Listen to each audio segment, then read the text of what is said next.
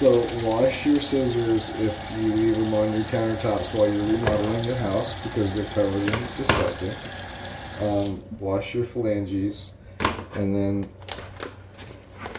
cut whatever the hell you're using for a container of chicken open.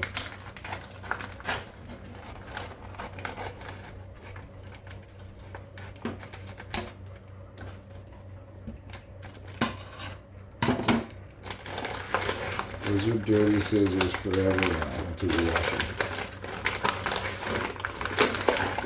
them. I never had to do this with the whole package of chicken at once, so this is my first time doing this much chicken. But basically you just take your chickens out, you want to feel them for anything weird like crazy amount of connective tissue or whatever.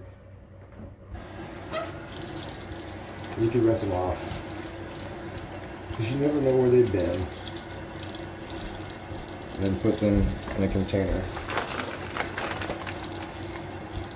Just sometimes there's stuff there that you don't want, like maybe a tendon or whatever. Rinse them off, put them in the container.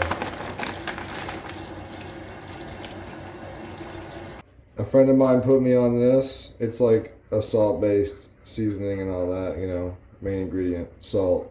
But I like it. I don't know. Get a big tub of it, or get whatever you want. Sometimes I just do salt and pepper. So one hand is for your chicken, the other hand is for your seasoning. Don't screw up.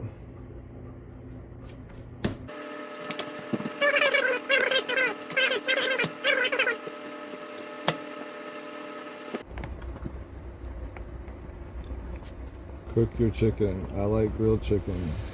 I like it crispy, so I'm gonna kind of try to burn the outside a little bit.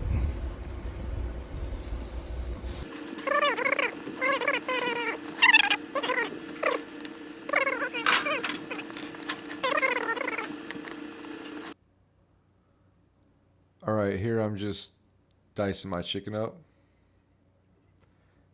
You don't want it too small, it'll dry out when you're reheating it. I get these little to-go tray from like BJ's. They're not much for a huge stack of them, and if something goes wrong or they're bad, they're cracked, I don't feel bad about throwing it away. You put the tray on the scale, you zero the scale, you put 200 grams of meat in the tray, you put the lid on the tray, you stack the tray, that's it. It's like laundry that you get to eat.